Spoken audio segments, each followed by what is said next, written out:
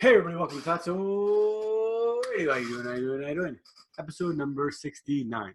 That's right. Episode number 69, folks. And tonight I have two special guests again. Two not strangers to me. They're friends, good friends of mine now. I've known them for about a year now, I think, maybe even over a year. Rick and Lisa Waechter up in Singhampton, Ontario. Singhampton, say that right.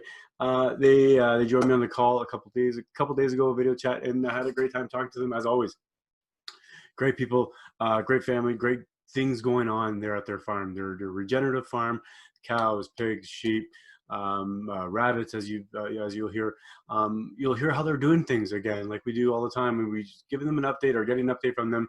We also talk about guns. We talk about the reality of what tools firearms are used for and what they should be used for and what they, for the majority of times, are used for. So we talk a little bit about the gun control issue, the gun debate. It's interesting hearing it from different perspectives, right? A few episodes ago, we heard it from a perspective of someone who hasn't shot much in their life, but you see it from a freedom perspective, or see it from almost a rights perspective, and just a common sense, logical perspective. This perspective now is coming from a farmers who use firearms on a daily basis. We mentioned a few times, or Rick and Lisa kind of mentioned a few times, the term weapon, which is used often and is thrown around oftentimes. So this is a good example of how we are kind of reminded, or we are kind of conditioned, or just after we hear things, a lot of times it becomes something that we may say. So great debate on that, and then again, just awesome update on great people. So thank you so much, folks, for listening.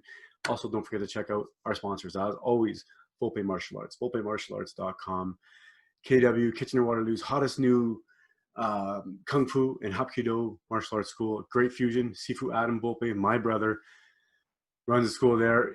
He brings a lot of heart, brings a lot of love every single day. It's amazing. We're doing virtual classes right now. I'm there when I can. We're still staying apart. I'm at home when I can. It's chaos. It's nuts, but we love it. And it's what he loves. And check it out, volpemartialarts.com. 2 weeks free trial. They're doing virtual classes now. Like I said, we're not skipping a beat. We're keeping on going. And they're even doing gradings with their regular students and amazing things. Also, folks, don't forget to check out Papa Earth, papaearth.ca. Papaearth.ca is a Canadian-sourced meat and fish and poultry. Canadian-sourced right to your door, Alberta and Ontario. Check them out, papaearth.ca. And don't forget to use the code word Fatso Meat. That's right, Fatso Meat, FATSOMEAT, which will save you $10 on a small box or $20 on a big box. Folks, Rick and Lisa, episode number 69. Thank you all. I love you all. Thank you for listening. Thank you for watching. Don't forget to email me. You know the whole spiel. FatsoRadio@gmail.com. Fatso Radio, Twitter, Radio Fatso, the opposite. Fatso Radio, Instagram, Radio Fatso, Fatso Twitter. You got it. Lily, take it away. Fatso Radio. Fatso Radio, the really great podcast show. Fatso Radio, the really great podcast show. So get your butt and get in your chair. Don't eat your nails and don't pull your hair. We'll talk about chicken or talk about steak. We'll talk about fat, for goodness sake. Fatso, the really great podcast show. Fatso, our very first podcast show.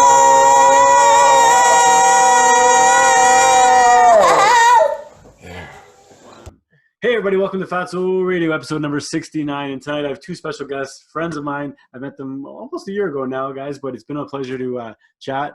And I've been at your farm once, and I can't wait for the restrictions to kind of go down so I can see you guys again, pick up some meat, but also see what's going on. So Lisa and Rick Waechter, thanks so much for coming back, guys. Glad to be here. Thank you. And, thank you, guys. And again, Rick and Lisa are from... 2020 has kicked off, just so everybody knows. What was the season, Siri? Grazing season 2020. Yes, grazing season. It's like awesome. Sports. You got the off season, the on season. Well, for us grass-based farmers, it's the on season. Right? The kickoff was a couple weeks ago. Wow, so it's crunch time. We're getting right into it now. So let's get right into it. So Rick and Lisa from DoubleDPastures. Basically, maybe an update for you guys, or from you guys, Rick, and I think you're kind of alluding to it now, but grazing season, what does that entail at the start of it? Well, we had a bit of a slow start to grazing season itself because we just kept getting more and more snow. So It snowed 2 weeks ago. yeah, we've got pictures of us driving out to the cows out on pasture, bringing them hay in a blizzard in middle of May. So it's been interesting, and all of a sudden within the last week the grass has really picked up. But it was a really slow start, and when we were doing a lot of bale grazing out on there, so we were bringing out hay and a lot of supplements in the forms of hay cubes and beet pulp and things that are just sort of shredded. Kelp. And Yeah, we did a lot of kelp. And that was because the nutrition in the hay at this time of year, it's been sitting around since last summer. The nutritional quality has gone down in the hay, and then there's not as much grass yet for them to eat. So they can nibble on the grass. They've got the hay to fill them up, and then they've got the supplements to really keep them going. And then once they stopped taking the hay and the supplements, we knew there was enough grass to kind of keep going from there. Well, one thing we did use to our advantage, because we're always thinking about better environmental management. So it kind of was a weird year because March was really mild, and it made the cattle pen where you saw them in December got really mucky. And it was terrible. Animal welfare is high on our list, and we had them living in their filth, and we said this has got to stop. So we kicked them out into their tight paddocks. You'll see what that's like when you get here. And what we do is we keep them in one spot for 2 or 3 days, and we'll feed them lots and lots of hay. And this has a double benefit. The cattle are still getting their winter nutrition, but that hay now becomes way more valuable because they either comes out the back end of the cow, okay, or they leave the residue behind. Either way, it's going to be worm food, bug food, microbe food. Protects the soil from the sun. Yeah, it holds moisture into the soil. It breaks down. It adds to the humic matter of the soil. And it becomes very useful hay. Okay, I mean, hay is always useful, but the more you can feed on pasture, it already puts nutrition where it needs to break down. So we use that to our advantage. And then, like Lisa was saying, up until about the time of the snowstorm 2 weeks ago, they're pretty much doing 3-day rotations in one spot. Now, the funny thing is, you go back to some of those earlier spots, and you can't tell that they were there for 3 days already in late April. Grass is up. It's had the effect I've wanted it to. That's the nutrients have broken down and have already started to feed the soil, and the grass is up thick and dense. Wow, that's nice. This is part of what we always do. If you get nature will hand you many lemons. You just got to look at all the flavors of lemonade you can come up with. Yeah. Now, Lisa, you mentioned there that the cows basically will tell you when the grass is better. They would just wean themselves off the supplements, or they'll refuse to eat it. If they don't need the hay anymore, they'll just stop eating it. So we noticed, we'd move them into a new paddock in the morning, and we'd give them lots of hay in the afternoon because by then they've cleaned up most of the grass in the paddock. Okay. And if they don't take the hay, then we don't give them hay the next day, and we just kind of go from there. Now, once we took them off hay, because there was only so much grass growing in the pasture, and it still was really, really small, we had to move them 2 to 3 times a day so they could at least get enough nutrition from the grass. But they were still they were just flat out refusing the hay. Sorry, our huskies being a big suck in the background. Okay. I don't know if you guys can hear him. Yeah, you can hear him a little bit. He just wants to say hi. So as the grass is kind of growing now and it's getting stronger, it's able to support more, I suppose, right? Yeah, we're kind of in 3 different stages because our pastures were in 3 different stages when we first moved to the farm. Okay. So the pasture that the sheep are on right now, that one's coming up really, really nice. That was kind of a horse pasture when we first got here.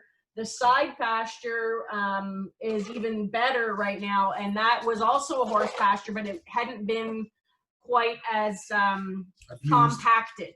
The soil wasn't so compacted, so there's a big swamp in part of it, so that has actually recovered really quickly, and the grass down there is like really tall. Wow. And then the parts that had been cropped, the 3 pastures that were cropped for a few years, those are the ones that are still struggling to come up right now. But now, like the one where the bulls are in right now, there's enough room for them to basically stay 24 hours. Yeah, they're doing in very one well. paddock. We don't have to move them. And the big herd, because there's more of them, there's mamas with babies, there's mamas that are still going to deliver babies. So they have higher nutrition requirements, so we're still moving them a couple times a day. I mean, for the bulls and steers, they're just existing. You know, there's really not much nutrition.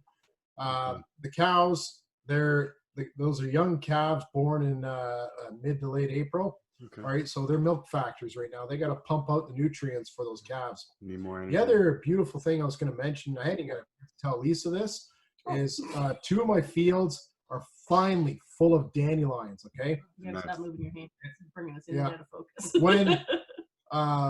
When you're recovering a crop field here in Ontario, one of the best things you can see is a lot of dandelion. Okay, dandelions first off are a valuable forage. Okay, the taproot will decompact the soil, and it helps cycle a lot of mineral nutrients as well. So it's excellent to finally see the dandelions really taking off. Yeah, our front lawn is completely covered in dandelions, which we like. I like it too. And the rabbits like it, and the sheep like it. But I think we're actually going to have to mow it down before the sheep get back because it's growing too fast. Wow. By the time they get back here, by the time they get back to that part of the lawn, it's if we mow it now, it'll be more than tall enough by the time they get back again. And the rabbits right now, we're moving them every day. And they didn't even finish half their paddock today, so the rabbits are going to extra day tomorrow. Yeah, we won't have to move them tomorrow morning because the grass is just too tall for them. That's crazy. Now, so for the average person, like I can see dandelions grow maybe a foot tall. How tall do they actually grow? Do they grow quite tall? Dandelions still don't really grow much more than a foot before they then turn to putting up the seeds. Yeah, that's true. And then you just get the puffballs everywhere. And like last year, we sent Donato around with plastic baggies. I paid him for got him to take the puffballs and stick as much of the seeds that he would just put the bag over a puffball head and then squeeze the bag and pop it off and shake off the seeds and then pull out. Yeah, so he'd have a whole bag of puffball seeds. And then we went and spread them around in the other pastures where we need more dandelions because, you know, that taproot brings up a lot of nutrients from deep down in the soil, and it also helps break up the compacted areas. So. Dandelions, I've always seen, will lead to excellent grass. Not like what you see in your lawn, but like what we call grass. Real and just to get the average person understanding, grass should be something like what the cows are grazing, the sheep are grazing. You should have a hard time walking through it. That's how thick it should be. Wow. Yeah. Well, we've got Kentucky bluegrass coming up on our front lawn right now as well. And it's orchard grass. Yeah. Wow. And I mean, those are great as lawn grasses, but they're even better as cow grasses. Well, you bring up a good point about the dandelions. A lot of people have this misconception that dandelions are weeds, right? But they're brought over here from Europe. They're very useful. Not only is, for humans, but cattle. It's like almost all animals like to eat them. Yep. Yep.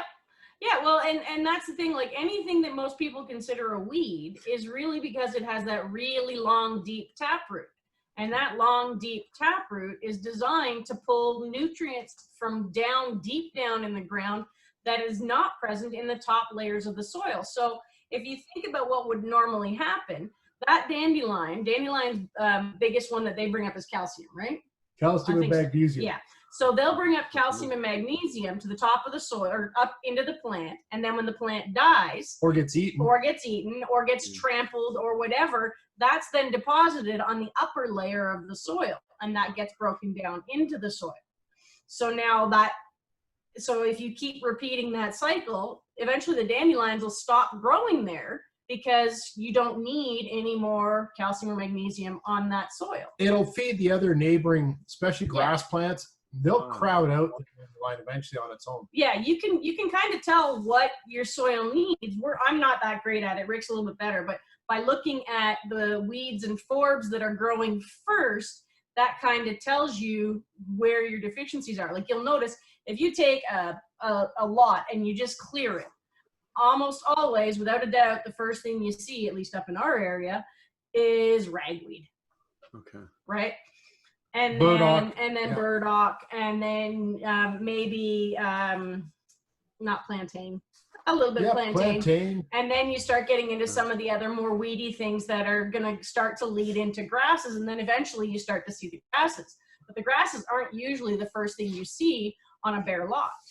Okay, so it's like the weeds are more, I mean, they're more functional, or they're more useful. They have a purpose. Oh yeah. It's not that it's just, it's plant succession.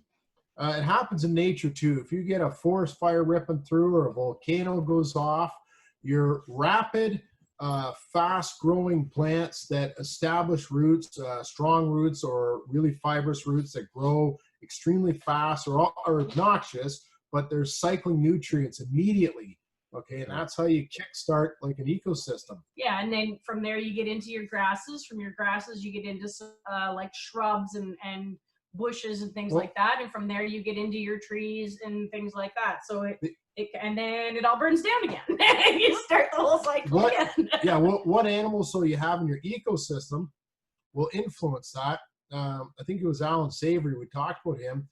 He had noticed that if the large herds of the elephant, wildebeest, zebras, those massive herds, if they didn't come back, I think he said within a 2 or a 3 year period to a certain spot, it would explode in shrubs and bushes and stuff like that.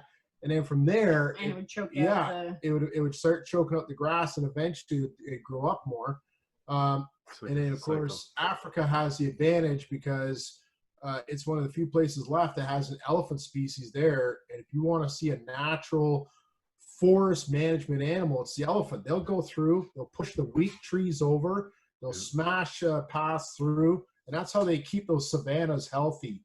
And it was Mark Shepard down the States had mentioned that the highest biological biome is the savanna environment, trees and grasslands meeting together. Because you'll get large herbivores, small herbivores, carnivores, insects, birds, predators. Yeah, everything. Wow. And I mean, so you would have a mix as well in your own property. I guess that's relative to Ontario, right? I mean, definitely different species, of course, but it is relative, right? And so the health of your fields will translate into the health of the animals, I'm sure, that's living there and things like that. We kind of track lots of coyote populations going through. We've had a couple of foxes that have tried to make homes here and there, and the husky is making that a little tricky for them now. And then the other day, the husky decided to go after a mama porcupine. So he got a face full. I bet. Last year we had a deer and its fawn just grazing 100 meters away from the cows. In the back field. Yeah, I remember that. That was a really early morning. Yeah, there was cows grazing one spot, like 100 feet away. The deer was out in the open just grazing, and she saw us and coming to move the cattle. She said, "We're out of here." Yeah, and we try to, each year we try to take notice. I'm doing my best to learn about birds. So we're trying to take note of which birds are coming back. Last year was the first year I'd ever seen a Baltimore Oriole up here, and it hung around for about a couple weeks. I saw it here and there. We in the late June, we will have, last year at least, and the year before, we had bobolink everywhere in the back. It's a bird. Cowbird. Yeah, the red-headed cowbird and the brown-headed cowbird, they're up here. Sorry, I think it's just the brown-headed cowbird. But the bobolink is kind of one that's got some protective areas up here because the numbers are dwindling. It's a grassland bird too. It needs a grassland environment. It can't live in the woods. And when we're out there in the mornings moving the cattle in late June, early July, you just hear them everywhere. And every once in a while you see one, and like they're incredible birds. Like you can hear their wings when they're swooping in close. Wow. One of the things that loves our east field is the red-winged blackbird. It only seems to stay on the east side of the farm. It almost never goes out over the big pasture, and that could be because those fields were cropped Oh. for so long that it didn't really feel comfortable The there. Canada geese population's gone up to Oh, at yeah. least 11 this year, Wow. possibly 13. And they get out in the grasslands. Like, you'll watch them. They try to get either a couple days ahead of the cows, or they'll go a couple days behind the cows. And they love. Or sometimes they're Yeah. right beside the cows. Yeah, they've done that before too. They're Yeah. just. I think one of them learned about the electric fence this Yeah. year. So So now I have a silly question. You mentioned a Baltimore Oriole. Is that not a robin? no, a Baltimore Oriole. Different bird? Is a It looks like bright a what does it orange look like exactly? A robin has the orange breast, Oh, and it's got the brown wings and back and head and everything else. And it's a very different. A robin's not even really an Oriole as far as I know. There are most of the Orioles that I was looking at and I was trying to find, because I was trying to identify it. I'm like, what is this brilliant orange bird that's flying all over? And it is just, it is vibrant. It is orange from head to toe. And I had to, once I started looking it up on the Audubon Society, I had to compare, because there's a couple of very bright orange Orioles, and some of them are more common up here. Wow. Okay. Especially in farm areas and stuff like that. But I really I went out and took pictures of it and compared it, and it was a Baltimore Oriole. It was absolutely stunning. That is cool. We've seen a few cardinals, which are very common around here, of course. Yeah. But Yeah, blue jays and cardinals we get a lot of. Although the blue jays we tend to get out a lot more near the road. Yeah, we don't see them very often here. We don't see them right up by the house as much. They're more out by the road. But we don't have any bird feeders up for standard birds. So we're probably going to put some up soon, and then we'll put some wild bird feeders out in the edges of the pastures to encourage more in there as well, because the birds have an amazing part in our ecosystem as well. I mean, aside from, like Rick said, with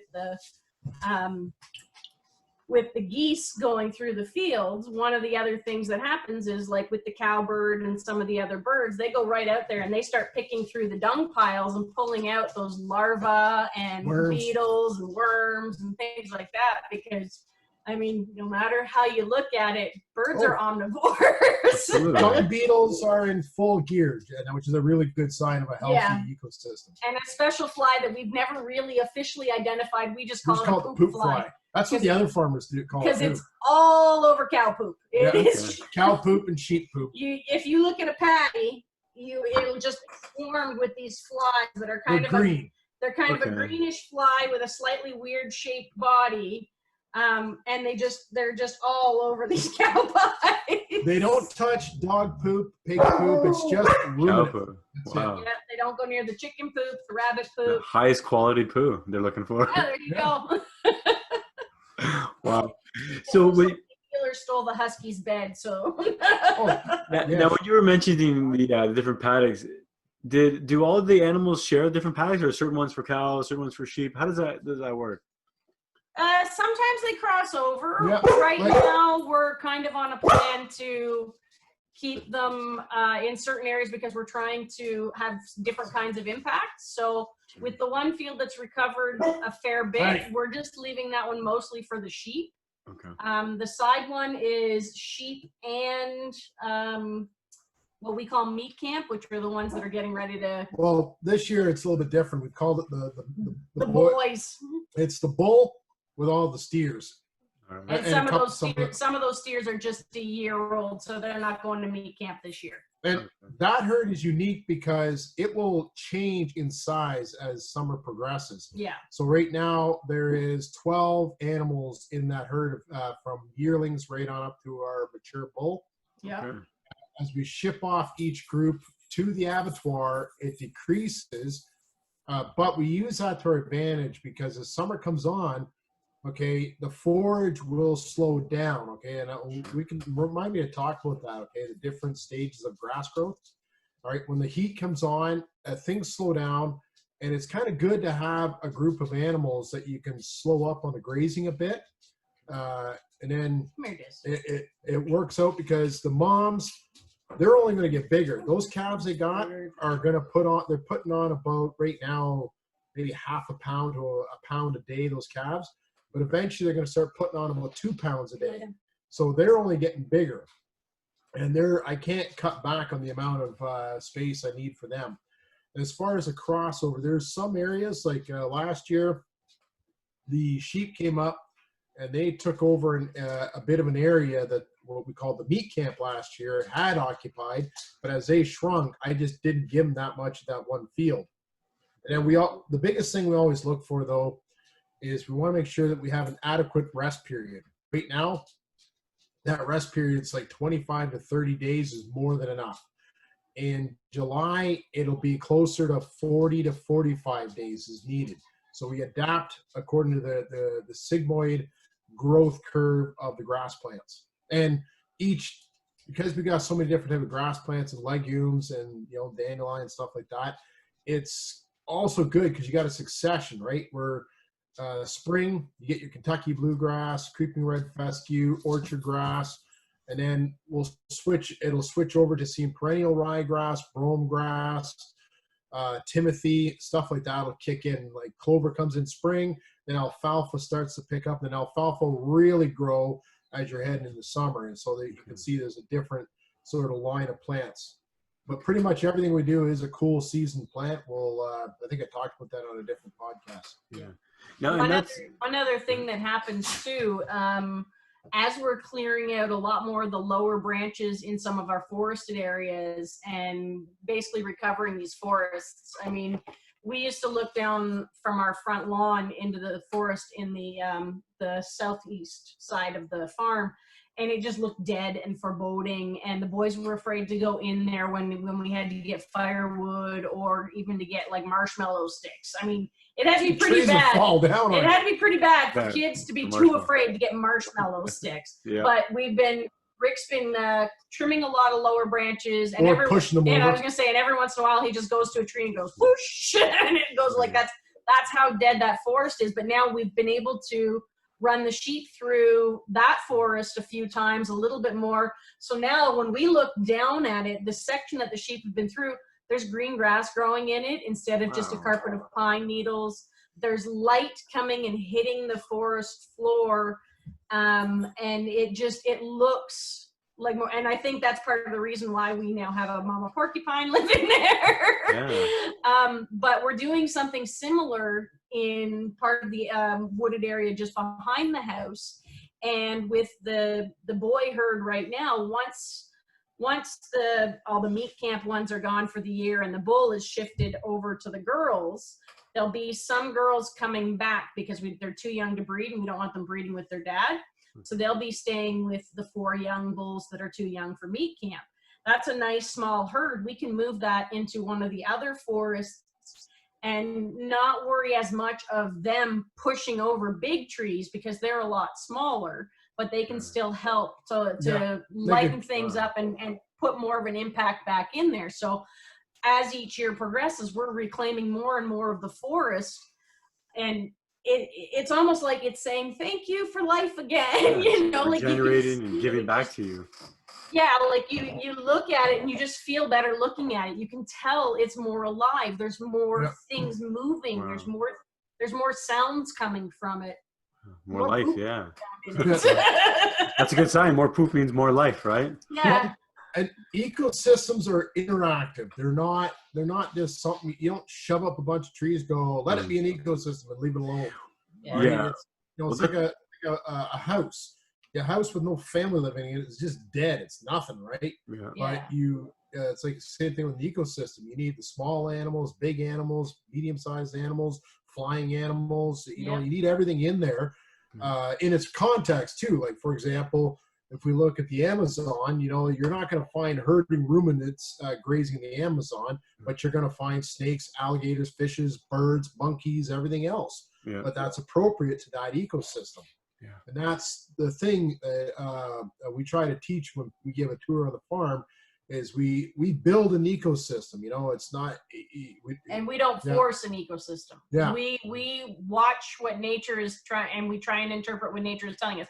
We may get it wrong sometimes because we have overgrazed spots. Yeah. But we really try and listen to the animals, what the animals are telling us. You can tell by their health too. Yeah. If we're going in the right direction or the wrong direction, you know, if there's a mineral issue, you'll start the whole herd or the whole flock, you'll see it. Our rabbits last year absolutely loved their new grazing plan for last year.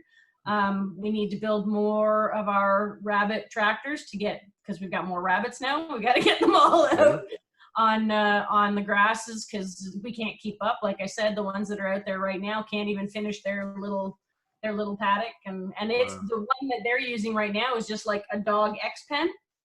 And there's just 6 rabbits in there. So at night they go into a crate so that nothing can get them. And during the day we just open it up and they've got that X pen. And then the next day we shift the whole pen and crate over, open up the door, and out they go back onto the grass. Wow.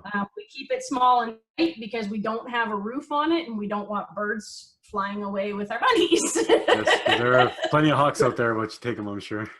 Yeah. Some of the other things we look for too, like cattle are really good for this. This is the time of the year when we can look at their hair coats. Yeah. And if you start to see the winter coats coming off good, and they start, you start seeing your cows pick up what looks like a shine, then you're heading in the right spot. Okay. And then in conjunction with that, you know, you're looking at the things that are companion to the grazers, like the birds, the worms, the dung beetles. Like the one thing I'd never want to see is have cow pies out there. And if it didn't have dung beetles or if it didn't have poop flies, I'd be worried because something wrong with that. Yeah, it means there's something wrong with the cow.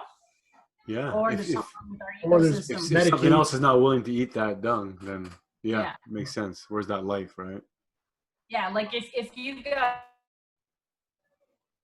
cattle that are on heavy antibiotics or heavy dewormers and things like that, those cow pies sit in the pasture. Nothing wants to break them down.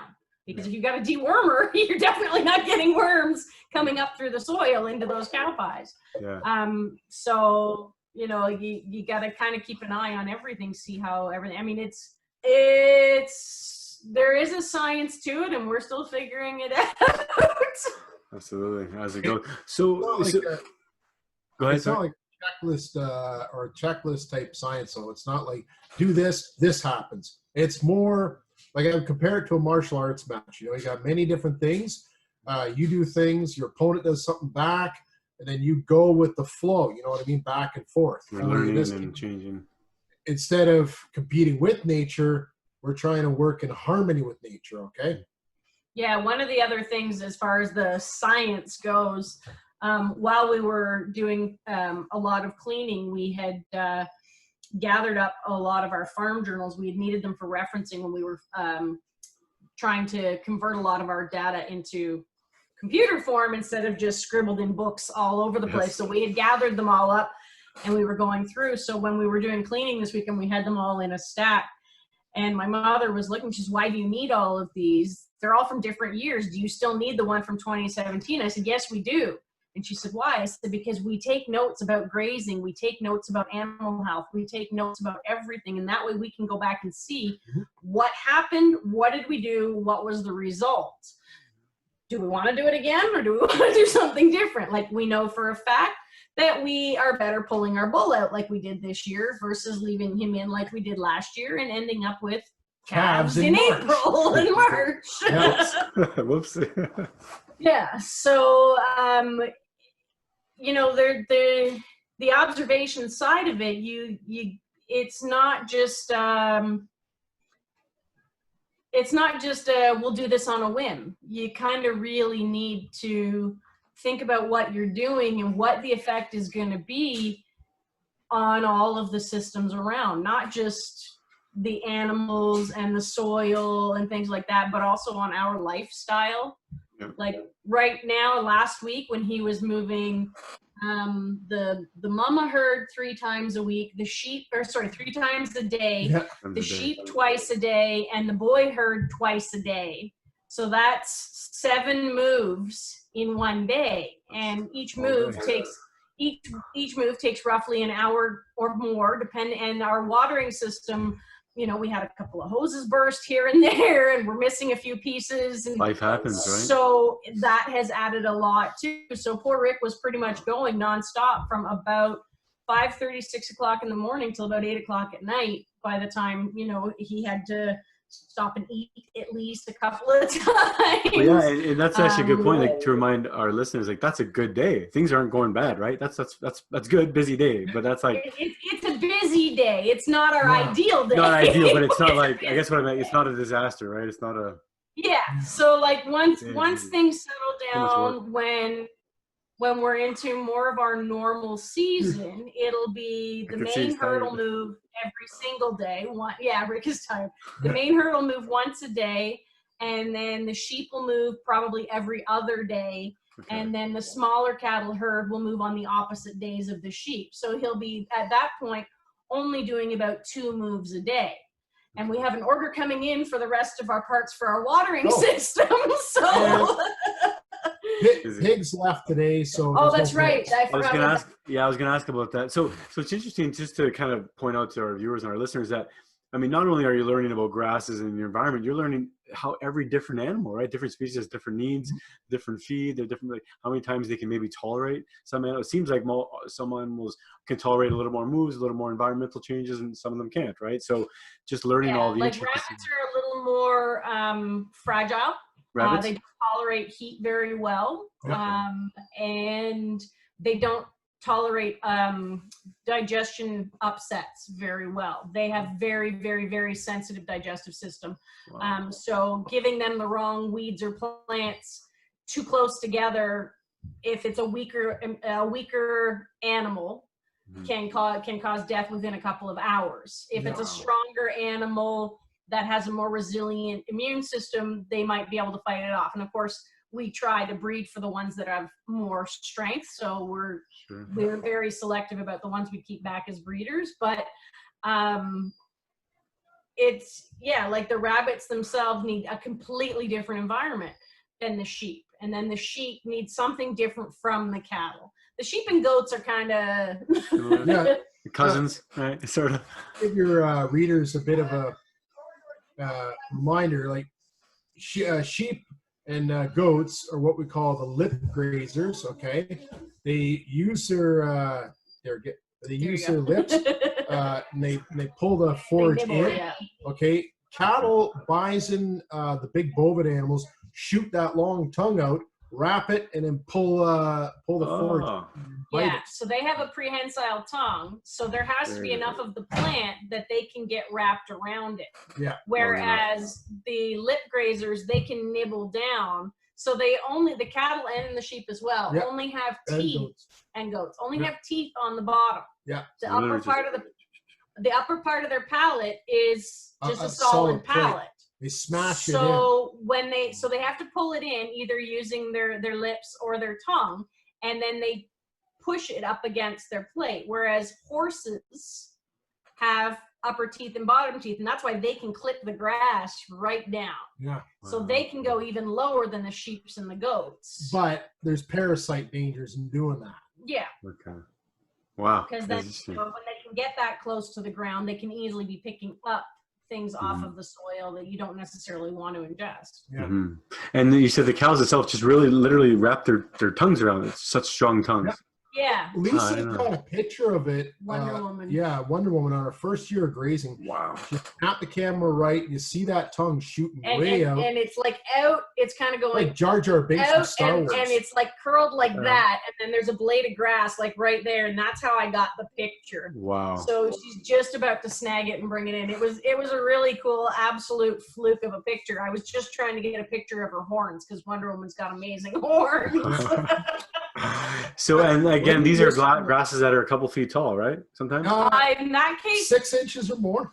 Well, in that specific picture, it was actually over 4 feet. That was a silver.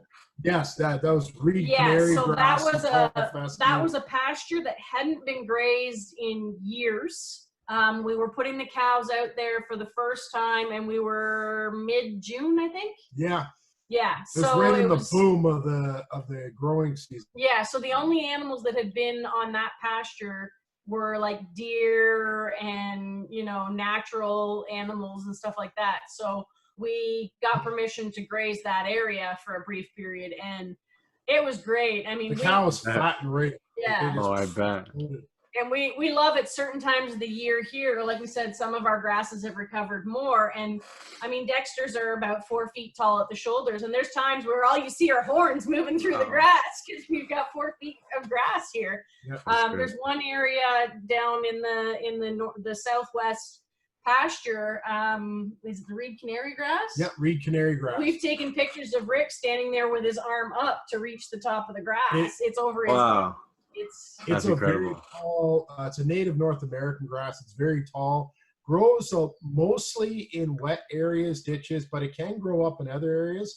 The rhizome spreader, all right, excellent for you want to really knock the carbon out of the atmosphere. Stuff like this will do it fast. Yeah, and the cows love it. I mean, we put them in there, and I remember one year we had a bunch of calves go in, and we couldn't find the calves. We were wondering where the calves went. Did they cross over? Were they still somewhere else? We didn't know. Wow. And then a couple hours later, when all the grass was taken down, there were the calves just sitting in the middle of it. It's like, okay, well, they were with their moms the whole time, I guess, but we couldn't see them when they first moved in because we couldn't even see moms. We had a calf crazy. Here for 3 days after it was born last year. We have it right now, like he's a year old. But for the first 3 days, we thought coyotes had taken him because whenever we went out to feed them, he was nowhere in sight, and we would go and we would search the field as much as we could. But when you've got like just all of this tall grass and you have no idea which direction he may have gone into or that something may have taken him into, but we noticed that the mom wasn't really all that distressed. And then on about the 4th day, I guess he realized that the electric fence hurt to go in and out of it. And he stopped leaving. And all of a sudden there he was, and we've had him ever since. But it was the first few days. It was the beginning of July or end of June. Yep. And give me an idea, Carl, because it happens with other calves too, when they're new, okay? We get out there and you go looking for them. You can be 5 feet away from them and not see them because they curl up into a ball. The grass is 3-4 feet tall, and it'd be like throwing your like a baseball mitt out in the grass and being told to go look for it. Yeah, but at the same time, you got to remember too, they are Dexters, so they are a lot smaller than a regular sized calf. Okay. I mean, the few unfortunate times we've had this year where we've had to bring a calf to the vet, and that's because we had the issue with leaving the bull in last year. We go to bring the calf in and they put them in the calf box, and you see these other calves in the calf box and they take up the whole calf box, and then you see one of our little ones sitting there. They turn around and walk back. You can walk right past the calf without even seeing it in the calf box. Oh, wow. It's just smaller. Yeah, I mean, they're tiny. The average weight of a Dexter is 40 to 60 pounds at birth. Yeah. Wow. And because of our unfortunate issues this year, we had a couple come in at 25 pounds. Wow. So they were really tiny. But I mean, we go to other farms and they're like, oh yeah, these are our newborns. And we're looking at it going, they're the same size as our 3-month-old. Yeah, 80 100 pounds. Wow. So you mentioned coyotes quickly, but that brought up a good point for me, or a big question for me. Is that a real concern? The wildlife out there, coyotes, do they take calves every so often? What's the likelihood or something like that? Not yours, I guess, but because we keep our horns on our cattle and small paddocks paddocks, we reinforce that herd mentality where they stay close together and they stay protective. If you go to a lot of the farms around here, you'll see the cattle spread out all across the field, and the calves might be lying in one corner, hundreds of feet away from mama. 3 years ago, we had an incident with a calf just after it was born, and after I got the vet to look at that calf, and she was going to hold him overnight, she went and showed me a Charolais calf. And the whole back end of this thing had been clawed up really bad. And I said, well, what did this? She goes, oh, it's just a couple of coyotes. And I said, how did it get that close? And they said, oh, and she told me it was like, it was an 80, the farmer said it was an 80-acre field, and the mom was totally at the opposite end. Wow. And that's not her discipline, you watch like the bison in the wild, or, any of the wild bovids, like wild yaks or muskox or any of those critters, watch them. they stay in a herd for a reason, because you don't stay in a herd, you're going to get picked off. So what would be the explanation of that? Is it just they're losing their natural instincts, or are they forced? Oh yeah, totally. That's pretty much it completely. But the natural instincts, we've done it with some other breeds of cows. We put them in with our herd. It'll come back if people reinforce it. Okay, but it just takes a little bit more from a little more effort from the farmer, instead of worrying about what's the new corn to grow, what's the best chemical to get my plants to like stop, like you're just repeating chemistry and everything else. And on top of that, again, not sure if this is reinforcing or if this is because this is a less domesticated breed. The Dexters, were kind of turned loose a couple hundred years ago and only started being sort of re-domesticated not too long ago. But like a few years ago in our northwest pasture, the cattle were kind of all in one of their paddocks, and the babies were kind of all up near the top of the hill that was in it. And it was a small paddock, maybe what, 1/10 of an acre? Yeah. Something like that? Yeah, it was, and a coyote in the middle of the afternoon decided to come and check things out. And so a couple of steers right along the edge of the electric fence saw the coyote, lifted their heads, stomped a couple of times. Oh, they mooed as well. Yeah, the mamas all lifted their heads and came thundering down towards the electric fence. And one mama, Wonder Woman, went up and just started circling the babies. Wow. That coyote took off. Like, first of all, when our cows all decide to run, you feel the ground shake. And we don't have a big herd, but you feel the ground. You actually feel it. And then, and they're shaking their horns at you. Those horns have a purpose. A lot of people don't like the horns because, one, it's dangerous for the farmer, and two, it's dangerous for the other cows. Your meat gets bruised, your hides get damaged, things like that.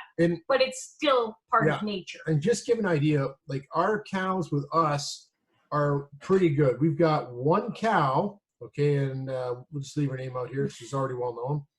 But because of some past issues that happened, all right, she's a little not trusting, and every now and then she'll tell you to get out of her way, and you'll find out very quickly how dangerous cattle with horns can be. Okay? Yeah, she's between her and her daughter, I've had some interesting bruises on my right leg. Both of them have gotten my right leg. Last year, she who shall remain nameless, got me just below my right butt cheek. Wow. When I was bottle feeding a calf too close to her. I stepped back and she just reminded me that she doesn't like me. Wow. She didn't charge or anything like that. She just flicked the horn once and got me with the point. Wow. And that, so, picture, something that's kind of pointy but not super sharp, jabbing into that big muscle just below your butt. Ouch, yeah. And so it was about, the point was like that, the impact point, and then the bruise was about that big. And we took pictures of it, and at one point I looked at it and I said, it looks like a really bad tattoo of a Star Trek nebula. Like, that was all the colors. Gaseous. So having the horns is dangerous. But so what happens if they don't have horns then? Sorry, what happens to the breeds that don't have horns, right? Because not all breeds. There's very few breeds that don't naturally have horns. Yeah, most horns are removed. Most good point, farmers remove the horns. On both the males and the females? Angus, Galloway, then there's the whole line, like the Red Pole, the South Pole. But they're all, as far as I know, developed from Galloways and Anguses, okay? And those are the only ones that don't naturally have horns. Now, you can start breeding out naturally for horns by introducing those lines in with, like, there's some Dexters that don't have horns because they've been bred to these other ones. And you can do it that way. But if you look at pretty much all the dairy breeds and almost all of the normal, aside from those few, all the beef breeds, they have horns. Yeah. It's just you don't see them because everybody takes them off. Because like we said, if you keep them in close proximity for feeding, they can't get that close if they've all got horns. They start to hurt each other too much. Now, if you start watching some YouTube videos and you see horns in like the less wealthy nations, like you start looking at some of the cattle practices down in South Africa or South America or things like that, where, you know, you'll see somebody just walking along with a cow with these great big horns walking down the road, because you learn to respect the horns. It's the same way with people that have to work with dangerous chemicals or dangerous tools. You learn to respect them. One thing I got a kick out of was seeing a picture series that somebody I know took.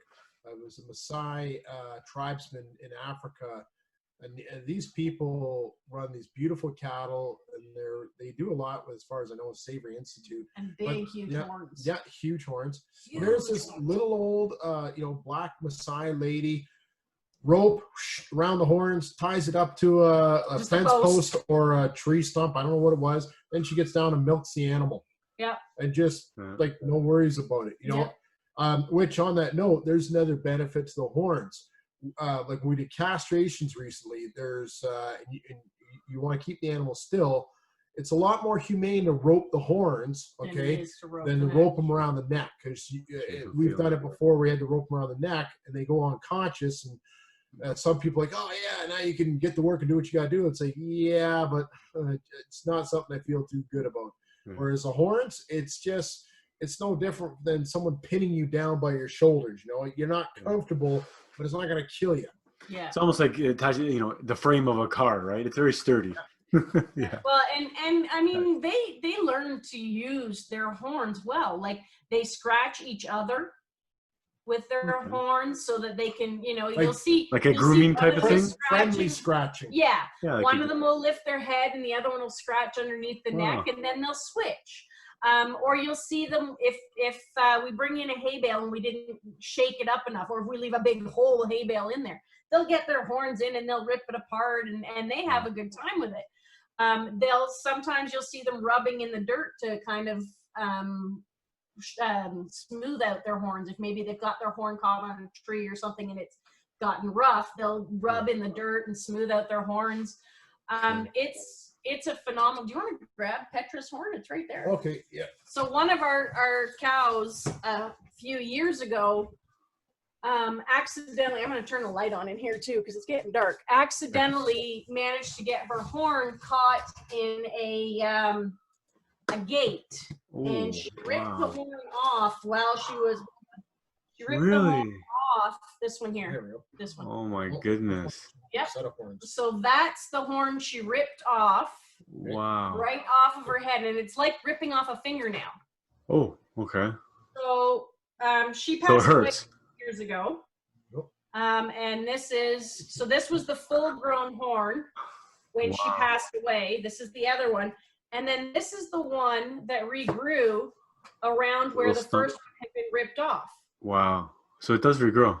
So it's like we said, it's like a fingernail. It eventually regrew. Wow. But it was not the same. We got the porcupine quills in here too from Greg's face the other day.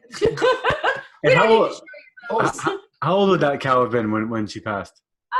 Petra was 5. She was born in 2011, so she was in 2017. So she's almost 6. Yeah, she was almost 6 years old when she passed. So those aren't super big. For our herd, like Wonder Woman's are significantly bigger. And the bulls at about 4 to 5 years of age get their horns grow. They just get big, fat. Like we're talking. But theirs goes sideways. Like you saw the curl on Petra's horns. Most of the girls that grow out from the side and then they either just come around like that, or they'll then turn forward. Or Wonder Woman's do this beautiful thing. I know I keep going on about Wonder Woman's horns, but Wonder Woman's horns. It's wonderful. And Xena, her oldest daughter, is getting an amazing set of horns now as well. But the bulls, theirs go straight out, and theirs basically look like an ice cream cone. Wow. And even the steers, all of them get it? Pardon? Even the steers, the ones that like the meat market, Yeah. like so even within a year, like how long does it take to They grow them? still grow straight out that way. Wow. It's obviously not a testosterone thing in terms of the direction, Guess not. but the size definitely. Well, Yeah. bulls take like 5-6 years to get to their full size. Yeah, Okay. whereas girls get to their full size in about 3 to 4. Okay. And the steer, how old are the steers normally? The steers are the ones that go for meat, right? Am I correct on that? Yeah, and not, sometimes we send off year, bulls 2? for meat too. Yeah. Sometimes. We just haven't gotten around to making them steers yet. 2 years is we do it 2 years. Okay. We talked in one of the previous things about by law you should have them under 30 months, otherwise you lose the whole spine section. We found last year 26, 27 months that's some of the meat you got, Carlo, was probably top of the line because you're Really maxing out the size and the fat content from the forage for the animal, right? So it's building up that winter reserve, and then, well, we take it for ourselves instead of them using it because we'll eat them. Our winter reserve. Yeah, But absolutely. yeah, as for when we make them into steers, sometimes we do it within the first few days. We'll use the little bands and castrate them right away. Sometimes we wait till they're older so we can decide if we're going to be selling anybody as a breeding bull. Gotcha. Sometimes we may have one that we think we're going to sell as a breeding bull, and then the attitude of that animal changes, and we decide that's not something we want to pass along to somebody. Yeah. So we have a special tool that we can use to castrate a fairly large pair. Yeah. if you got a Like a bull, couple 3 or 4 year old bull can, right? I think the oldest we've ever done was 18 months. 18 months. Okay. Yeah. So, And that was like the ones we just did now are almost a year. Yeah. And that was a struggle because that was just the two of us and we don't have a squeeze chute and we don't have a head gate. We had to rope them off to the fence. Yeah. So I had to hold the rope while Rick and I had to hold the rope and the kickboard so Rick could get in there and not get kicked and do the procedure there. So they don't like it when it's happening. yeah. And again, if we were using a breed other than Dexter's, there's no way that just the two of us would have been able to do that at that age. They would have been way too big and way too strong. Now, is this... Sorry, go ahead. At the abattoir, we get some really big animals in, like Charolais, some oversized Angus. Wow. And you got to watch some of these larger animals because when they get unwilling to cooperate, people can get crushed behind gates or just knocked right down. It's pretty nasty. Yeah. Now, is that something that you have to do for all the animals? So do you do this with the shape? Do you do it with pigs as well? Castrate? No. Well, we do castrate the pigs. No, the vet does. But we do that with the vet. We get them when they're small. We take them to the vet. They take care of it, and then we just keep them in a clean environment for a bit after that. Because it's a very different procedure for them. With the sheep, we don't usually bother castrating because the smaller ones are going to be gone for meat before they start trying to compete with the big boy when everybody comes in, because they really only breed one time during the year, and that's late fall. So most of the boys that were born in the spring have already gone for meat by the time the girls are ready to take a boy. And we've got now a two-year-old ram in there, and he's the sheriff. He's the boss. So he's a beautiful it's a small boy. flock. Even if we do have a boy coming into sort of that puberty stage early, you'll be able to tell because the young rams will start smashing heads there. He'll just go in and straighten them out. Yeah, if they were to try and touch any of the girls, if they did come in the heat early, he would put an end to it. They would never get a chance. Yeah.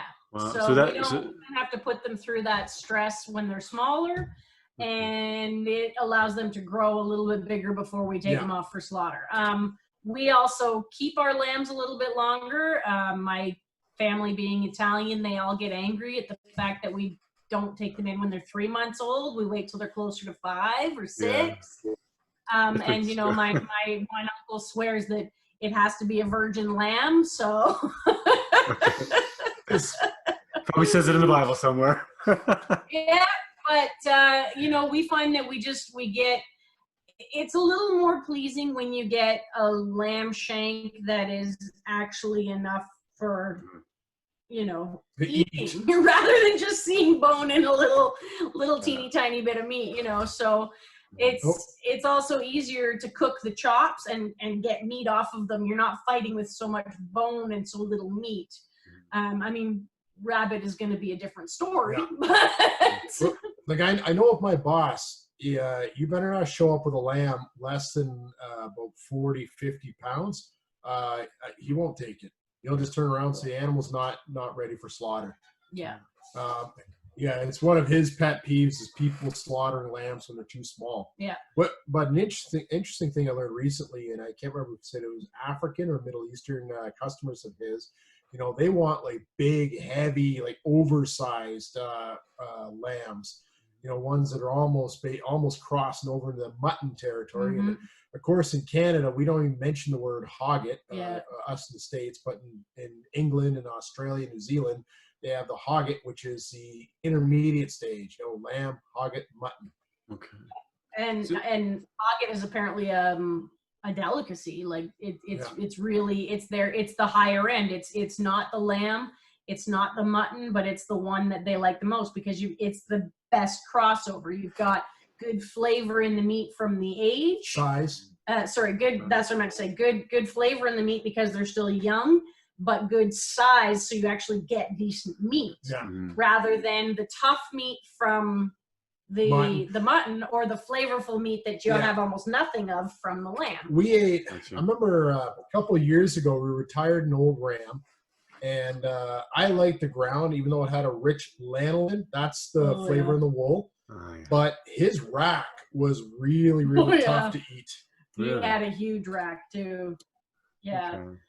But one of the other things when we're talking about castrating and shipping and processing and stuff like that is with the steers, we can't process.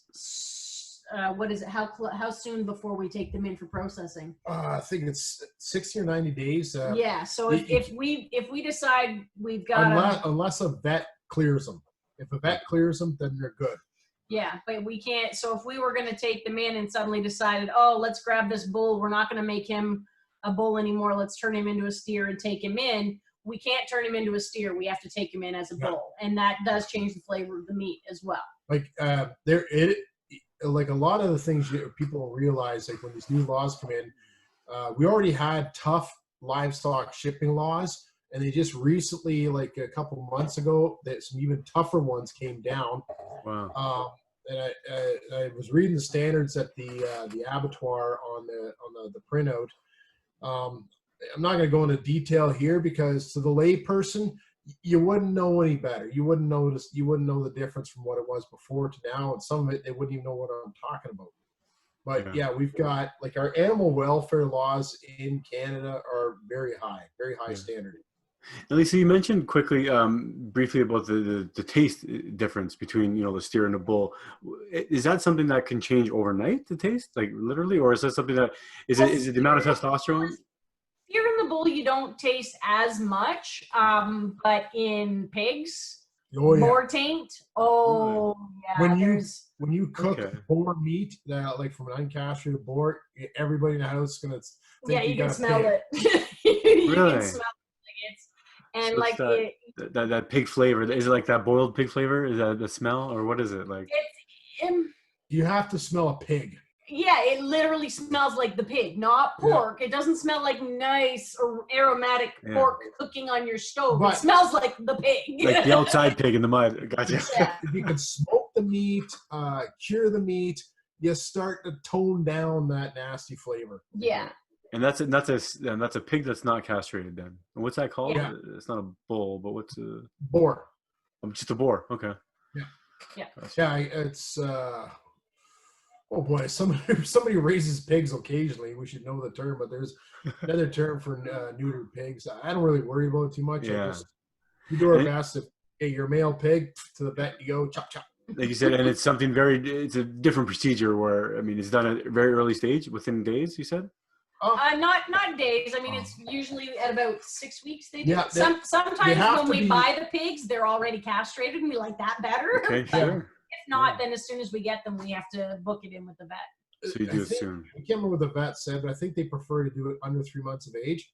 The younger the animal, the more you can do these castrations with less traumatic experience. It's like they feel better. Yeah, absolutely right. They're more resilient. They're stronger, I guess.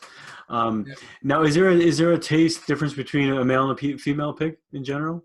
Would you be able to? Not when you neuter them. Yeah. Yeah, I guess it's all the same at that point, or it's very similar at that point. We've kind of noticed a slight difference in cattle between the male and the female.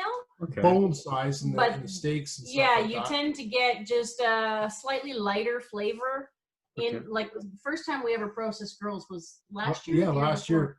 Last year. Yeah, it's a couple of years ago. We had like one bull born, and the rest were girls. And and they were there was a weaker issue there. So we didn't want to keep any of the girls back for breeding. And so, we processed them, and we had also bought in some other steers from another farm the previous year to go at the same time as these girls. And there was just such a unique flavor. The heifers put on fat quicker. Yeah, and the fat is also, it looks different, feels different a little bit. And then this year, about a month ago, we retired a 12-year-old cow. Yeah. Oh. And the flavor of her meat is just beyond anything we can even explain. Bright, she was covered in bright yellow fat. Really? I mean, we 12-year-old, you said. Oh yeah, we've since learned that in like Spain, that's a delicacy to get the meat from a 12-year-old retired cow that has been pasture raised their entire life, basically. Yeah. The meat has a whole different color and texture and aroma, and it's rich marbling. Yeah. Like, I mean, because of her age and because of the protocols in Canada, we lose a lot of really good cuts of meat. Yeah. Because they have to take a certain amount because she's over 30 months. So we couldn't get a lot of the higher end cuts, like no T-bones. So she was the rib mostly, section. Yeah. So she was mostly roasts and ground. Yeah. And we had a prime rib roast. Yep. The other day, and delicious. Wow. I'm terrible at cooking prime rib roast, but this was awesome. Her mother cooked some of the osso buco on the weekend, and it was to die for. And that's where the busted happened. Nice. Well, I had some of your osso buco, like I think a few months back, and I loved it as well. That's so interesting. It's like it. Basically, it's again a flavor we've never experienced, because in Ontario and Canada, nobody really sells meat that's gotten that old. I mean, a retired dairy cow is usually retired by about 4 or 5 years old. Yeah, about there. And yeah. A lot of them are shipped down to the States. And they're usually shipped down to the States for culling. And then up here, in terms of a retired beef animal, we have heard of some of the smaller farms around here that do get animals up around 10, 12 area. But again, the meat does not go to market. They keep the meat for themselves. So it's not something you're really gonna... So maybe it's the best kept secret then. A 12-year-old cow. Is awesome. It makes a lot of sense. I mean, like you said, you spent 10 years, 12 years, or 11 years, on amazing pasture, right? The same stuff that we get a good product after a year or 2 years, even 10 years, it's just a...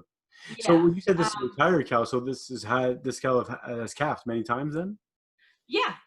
So she came to us with a 2-year-old cow, actually, who was, the two of them were the start of our breeding herd. Plus she was pregnant when she got here. Oh, we're talking about Tinny? Yeah. So she had already had 2 calves before she got here. And then she had, about another 5 or 6 with us. She missed a few years. Yes. So she gave us Annabelle. She gave us A, B, C. She gave us 5 more with us. Yeah. Wow. So she had roughly 7 total in her whole life that we know of, because she was 5 when she came to us, and she was the herd matriarch for the most part. She ruled the roost. It went back and forth between her and another cow a couple of times here and there, and then She could be a little not Yeah. pleasant temperament too. but Wonder Woman is actually the same age, and she is on her 9th. Yeah, she's never missed a year, this old battle axe. Yeah, so she Wow. came to us with a 1-year-old on the teat, and she was pregnant with another one. My goodness. So she came to us with Xena, and then we've had one every year, A, B, C, D, E, F, G, and we're waiting to see if she gives us one on H. That's Well, this year. pretty sure H is coming And because we're pretty sure she's, yeah. her udders are starting to fill up. Yeah, Wow. so she'll probably calve within the next week or so, maybe, Wow. maybe So, two. so that's incredible. So what's the what's the lifespan? I mean, what's potential? Like, what's the end of this? 15 years? Is it possible? We've heard Dexter's up to 18 to 20 years. Yeah, Wow. Kirk. I know Kirk Cascade out in Oregon. He's another Dexter farmer. Him and I talk a lot on Facebook, and he's heard them living up to like 18, 20 years of age. What amazing. about Hans in Michigan? Oh yeah, Hans Peterson in Michigan, just across He the put up border. a picture of an 18-year-old. Yep. Yeah, It's amazing. Yeah, That's but amazing. again, it depends on how you're treating them. And They're happy, right? Yeah, they need to feel like a cow and not a commodity, Yeah. right? Wow. So we let them be cows. That's they leave their horns on. They herd. They have to scrounge for their food and establish a hierarchy. the down cycle of nutrition. I'll explain that in a second. It's important. When we calve, when we want to calve, which is like we found June was a good month to calve. Yeah. And they're 9-month gestation period, so it's And mid-August. yeah. So they're bred in August, but then what happens is normally when we come into the Christmas time through to March, April, they're just nothing but hay, and sometimes lower quality hay, like lower quality, not being moldy, but just less nutritious hay. Okay. To maintain their weight. And this is good for the cow and the cattle period because it gets them cycling into like a down sort of cycle, not always on rich nutritional feed. Some dairy farms I've worked with have actually done this now, where after they've been weaned off of milk production, they're put on nothing but first cut hay for I think it was 2 months. That's it. They dry up on that. This is good for the cow. Again, you're not pumping them full of rich nutrition all the time, which can lead to mastitis and other things like that. So by keeping our calving cycle in like when they actually calve in spring with good grass growth, we don't have to be like most other farmers, because so far a lot of farmers are obsessed with calving in January, February, March, because they want to get the calves to the biggest size possible by the fall, so they can ship them off to Katy and get whatever pennies Katy or Cookstown or whatever the commodity market is paying. We won't play that game because it's just like, you know what? These beef animals are worth a lot more. We'll take the all the money for the animal, and we'll assume the cost of birth to finish, its quality control as well, and then we'll look after the meat part. Exactly. And then as long as you have your schedule, right? Expensive. Yeah, exactly. So if you time it out right, like you said, typically you start in August to calf in June. And does that typically work year over year? This year was a little earlier. How does that? For the first 6 years we were doing this, we we introduced the bull usually about mid-September and took it out around mid-November. Last year was our first year keeping a bull for a full year, and so we didn't take him out in the early spring when the yearling calves, which we don't normally expose to a bull, started deciding they wanted to be with a bull. We don't normally expose our animals to a bull until they're at least 2, which again is a choice for us. A lot of people will let them take the bull as soon as they're ready to take the bull, and we would rather they get at least almost full grown before they start calving. It's like the equivalent of a human being about 20, 22 years of age before they start having kids. As opposed to a 12 or 13-year-old. Yeah, like you can do it as a teenager, but it's not ideal. Yeah, I mean, you haven't finished growing. So yeah, and we also had the 3 yearling bulls in there, so he was competing with them. So yeah, all of a sudden we ended up with calves in March to cows that weren't even 2 years old yet. So it was there. The first 2 that came spent about a few days sleeping in our bathroom here.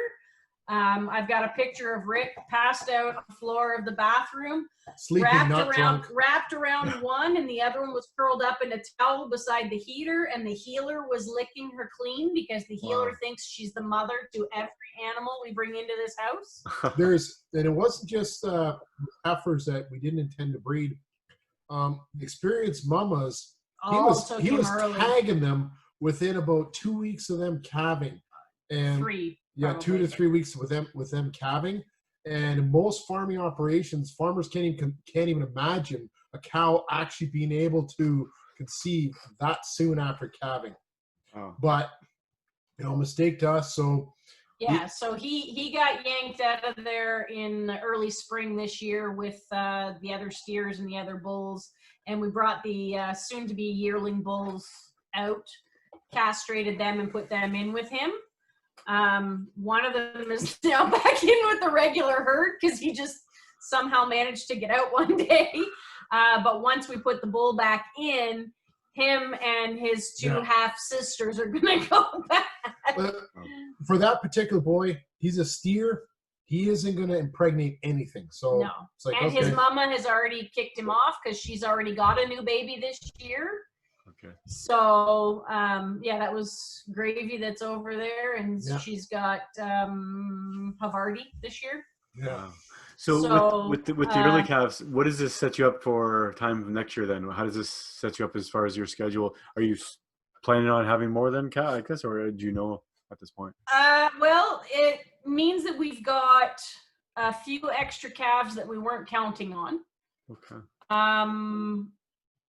Unfortunately, we lost a few. It cost us 2 calves and a mama. Wow. And that'll go into our gun discussion later. Yes, absolutely. So of the 5 underage mamas, 2 of them calved very early, and we had to pull those babies into the house. Wow. And March. And one of them ended up at the vet for a few days. They are now both bottle calves, so they're not out with the rest of the herd. But they're strong and healthy, though. They're in the barn, and they spent the last few weeks of the spring. Carlo's going to chase him when he gets here. Yeah, they spent the last few weeks of the spring, or they spent most of their early time in the barn with the sheep. Okay. And then when the sheep went out onto pasture, they're kind of looking around like, where'd all our buddies go? So they're still in the barn now?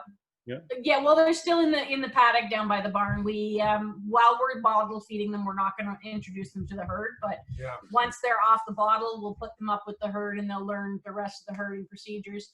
Wow. One of the other ones, unfortunately, we lost at birth, and the procedure cost us the mom a day later. Wow. And then another one made it to 12 days, and we rushed her to the vet. The vet had her for 2 days, and she passed at the vet. It turns out she didn't get any colostrum. Yeah, the colostrum is a slow death sentence. You know? So we thought she was doing great. She made it to 2 weeks, and then we noticed that the other calves that were born after her were much more vibrant. They were growing faster. They were playing, whereas she was most of the time just kind of hunched and walking around and wasn't wagging her tail very much or lifting her tail to show she was excited or anything. And it seemed like she was constantly on her mom trying to get milk, and it didn't look like she was really getting much. We tried to bottle feed her a few times, but she wouldn't take it. The mother, to boot, the mother was not really ready to have a calf. Yeah, she tried. She really did try, though. Yeah. That's tough. Yeah, it was a heart-wrenching. Just for a review for people who don't know, colostrum is for all mammals. It's that first life sort of immunity building milk you get in the first 24 to 36 hours. Rich, and it sets up the antibodies in the offspring of a mammal. Yeah. Yeah, Absolutely. That's So, good. yeah, absolutely for us too, and that's so important. Whether it's breastfeeding or pumping or whatever, it's definitely popular or not popular, but encouraged. One of the things. So one of the questions I had about the kind of the pigs is that is it what's the schedule like for that? Is it kind of like a 1 year thing as well for the pigs? Like you kind of feed them No. as well? Or do you just buy them? They grow much faster. Okay, good. So I'm We glad I don't. asked. You don't breed them. No, it's too much to take on. When we're doing for cattle and sheep, we're doing breeding, and then also the management for meat and everything else. It's almost like two sides of the coin.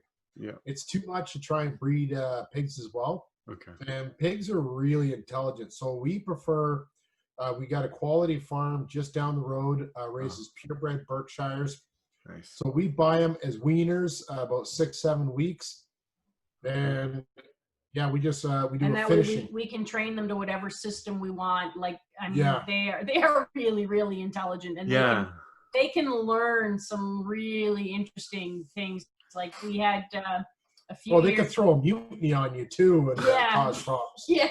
Really? So get into that, Lisa. What do you mean? How smart are they? Because I hear they're smart. There's one specific one in this last bunch that just loved to run through Rick's legs every single day. Yeah. And Rick almost rode it a couple of times because it just, he'd be walking along, all of a sudden this pig would go right through his legs, and I would try to knock the bucket out of my hands and try to get the best feed, and it's like, you little punk. Yeah. So, but yeah, like a few years ago, we had some pigs that we moved every couple of days. And we had to do a really big move from the side of our house to over back where the cattle had wintered the year before, because we were going to winter the pigs there. And the snow was really starting to come in, and we weren't going to be able to we couldn't figure out how we were going to make all these little paddocks to get them from the one side of the house over to the other. And finally I said to Rick, I said, they are used to following you with the bucket. Let's just open the gate, you walk with the bucket, and let's see what happens. And I had a picture of it. It was Rick walking along, actually a video. It was Rick walking along, 5 pigs and a chicken chasing it. Really? Just following you? It was unreal. Yeah, the chicken was running through the snow trying to stay, because the pigs kept snapping at the chicken, and everybody was following Rick. And a couple of them missed the door the first time around, and we just, oh my God. so I kept them in while Rick just walked around and got them to follow him back in.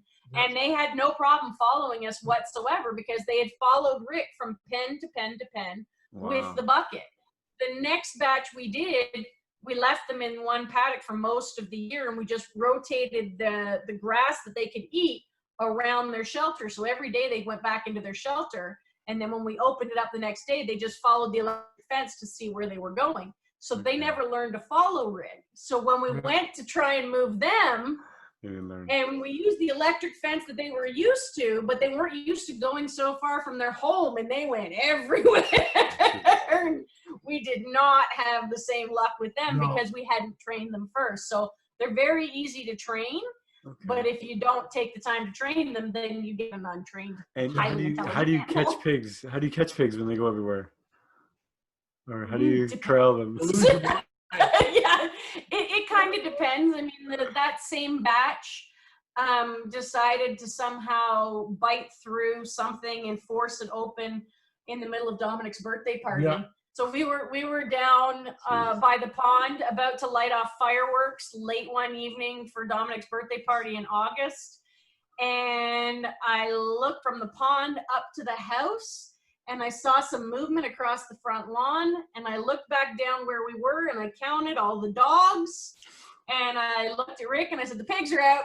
Oh, and he said, what?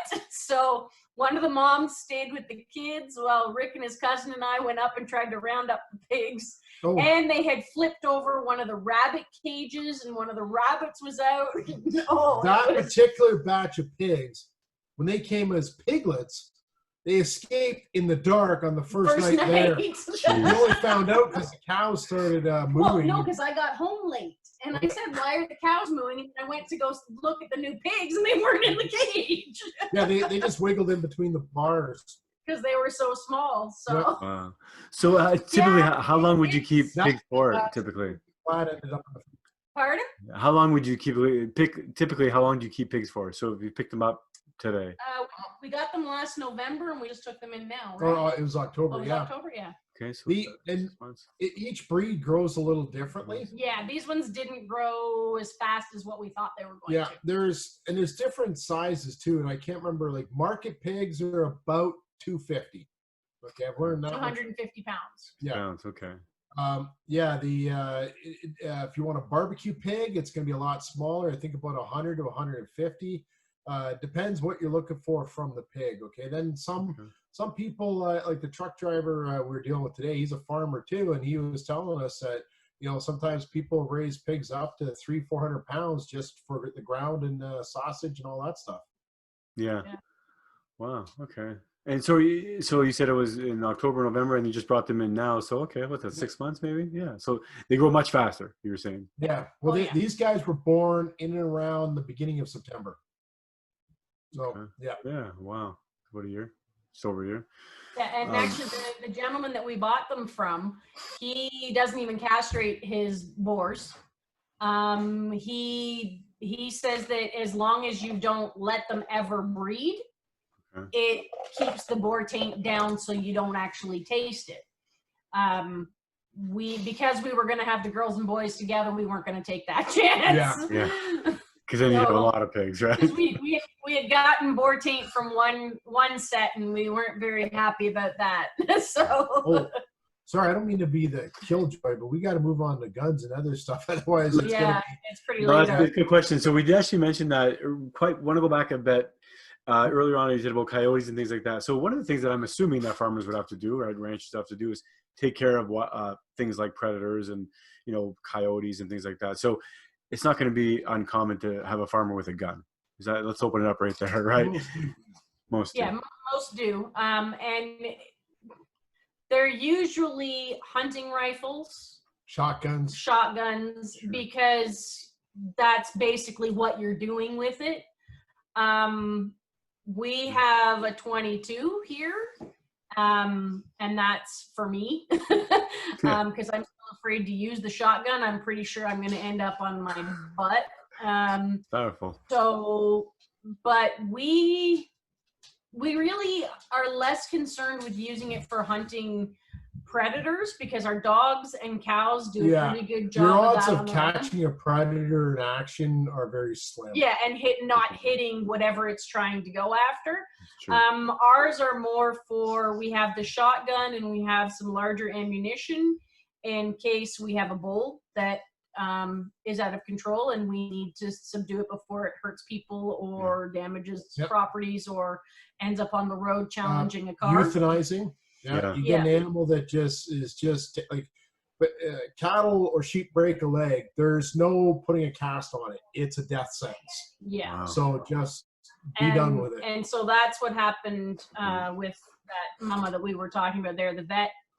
After the vet left, after trying to extract the baby, he had given her a very, very, very poor prognosis. He said he is not expecting her to make it 48 hours. Wow. He said if she makes it 48 hours, then it might be good. It might not. By the next morning, she was on her feet and we were encouraged and we got her back in with the herd. And by midday, she couldn't stand. Wow. And by evening, she couldn't lift her head. Couldn't lift her head. And we tried to entice her with grain and it just spilled right out, not grain, oats. Yeah. And it just spilled right out her mouth. She stopped taking water. So we pulled her away from the herd and we got the 22. And I did it myself because I'm not comfortable with firearms. Rick, being in the military, has, it's second nature to him. He can do it blindfolded. But I have to be able to do it because if ever a situation comes up and he's not around, I have to know that I have the ability to do that. And it's the hardest thing. And Lisa is fully licensed for any of the tattletale watching. Yeah. No, that's a good point. In fact, the 22 is in my name. Yeah. But it's the hardest thing I've ever had to do. It's humane though. You got to be humane about it. And it's quick, you right? know, I mean, so I did my best. I did my best to say a prayer for her, but unfortunately, that brought on the tears. So I had to stop my prayer halfway through because I needed to make sure that I could follow through with it. And it's you know, weapons like that. Firearms, not weapons. Sorry, you are correct. Firearms, tools, basically, like that. They are a necessity for certain ways of life. There are people who, they're few and far between, but there are people who hunt as their only source of food. There's a specific class of firearm license for that. Yeah, like the northern native communities, there you can't get the food to them on a regular basis. All right, like we're talking like Nunavut and Cree nations, Moosonee, Moose Factory, places like that, way northern Ontario. So those people depend on getting most of their own meat sources. Yeah, and you can't. I mean, yes, they can trap it, but you can get a much bigger animal to sustain you for a lot longer with firearms than you can with a trap. Yeah. You're not going to catch a moose in a trap. Yeah. No. And if you do, it's not going to be humane. It's going to be it's not humanely, exactly. And a moose can feed a lot more families than a muskrat. Yeah. That's true. Like, I mean, like, I often say to people when I say that, when they say, oh, how much meat do you eat in a year? I eat, maybe 300, 400, 500 pounds of meat a year. But that's like, that's a cow maybe, or, some small cows, and like that's actually a small cow. That's a small, because when we take ours in, we get between 350 pounds of meat back from one animal, and ours are small. You're dealing with that's about a 1,200 pound. That's about the meat you get off a 1,200 pound Angus. Wow. You get more than 300 pounds off 1,200. No, he said 300 to 500 pounds. Oh, close to 500 pounds. Yeah, you get that off of 1,200 pounds. Yeah, and like I said, and that's that's one life. Yeah, exactly, and but when we're looking back at the weapons side of things, firearms side of things, this whole thing is kind of a knee-jerk reaction, and my sort of looking at it, I've never condoned firearms as a recreational thing. I mean, I guess sport shooting is different than sport hunting. Sport hunting, I really, really, really have a problem. Me too. I don't feel good about that at all. Unless you use 100% of the animal. Yeah. And then add to that, there's certain animals that we just maybe shouldn't touch because they're in trouble for numbers. Yeah. But other than that, firearms are a tool in a lot of ways. And unfortunately, they're getting a bad rap because of the way certain people are using them. But if we're looking at things that way, okay, so he used, the situation in Nova Scotia, he used several firearms through the process of that spree. Now, if you look at how many he took down with each single firearm, it was actually, if I'm not mistaken, less than the gentleman who drove a van through a whole bunch of people. So should we ban vans because it's a large vehicle that can take out a lot of people if somebody decides to do something wrong? That's where, can I jump in for a second? Yeah, go for it. One of my mentors I mentioned over and over again is Alan Savory. And he talks about the root cause of the problem, right? And with these problem mass shooters, okay, there's something that's really got to be looked at. And we just talked about the van, okay, and look up stats can, all right. Yes, there's firearm killings, and from now it's not in there, but the police sources are saying a lot of them are illegal weapons, and believe it or not, I think handguns count for most of the murders. Yeah. But now look up stabbing deaths. There's a lot. Look up death by beating someone. In North America, look up suicide bombing. Yeah, it's so what you're really drunk driving, perfect example, right? Like, well, one of the discussions I've had with people is we have to look at why are people killing? You know, why are they flipping out and doing this? Like, what's wrong with the person? The lamest response I've got is, oh, well, let's deny them access. It's like, that doesn't work. They're still going to kill because they want to kill.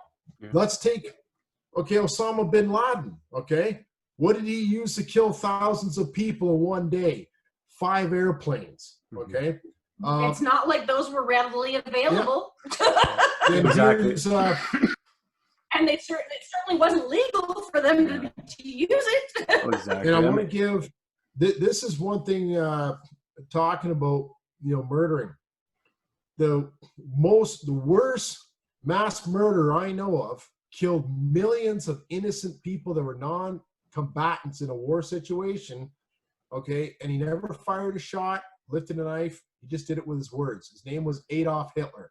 Exactly. Think about that, right? No, exactly. And that makes me think that, like, the most powerful thing really are ideas and words and control, right? Yeah. If we look at the situation in Nova Scotia, most of the weapons that he used, he had taken from the police officers. Yeah. They weren't really weapons that, you know. Well, and that's at least till the full report comes out, but that's some of the things we had heard about. Hopefully they give that information up in the follow-up, because I know there's a lot of issues that came up. The other thing too, let's go to the root cause of the problems. That guy, I'm sorry, I can't remember his name, but I don't know if you've seen it. There's some stories about this guy had an issue of domestic violence. He had a judge ordered him, from what I understand, not to be in possessions with firearms after 2002. And I believe it was lifetime prohibition. I got to look into it. And his neighbors, after the fact, said this guy was off, and he was known to the police. So, you know, go back to it. You got a problem. You got a loose cannon. All right, so let's go to this magical fairy world, and we take away every single gun because we're going to make Canada so safe. Okay, so is it better then that he goes out and knifes people to death, or he gets a van like that Alex Minnesing in Toronto and drive everybody down? You know, or is he going to get really creative and build a bomb and stick it on a bus? You know, or in a school. Yeah, when someone's got their screws loose up here and they want to kill, they're going to kill. So that's the problem we should be spending the energy to address, is let's get the killers, stop killing, or find out, or, you know, deal with it. And let's stop blaming the tools. It's like the fork doesn't make you fat. Absolutely. You know, car didn't, you know, the car didn't make you lazy. Yeah. Yeah. No, it's absolutely right. Like you said, like it's not, it's, you know, like there's knives in everybody's kitchen. Why are people not killing each other every single day?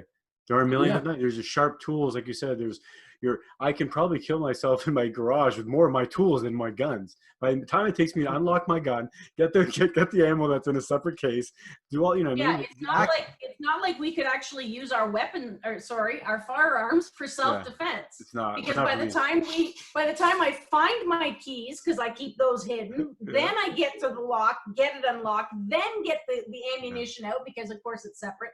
But take the lock off the firing mechanism on the gun.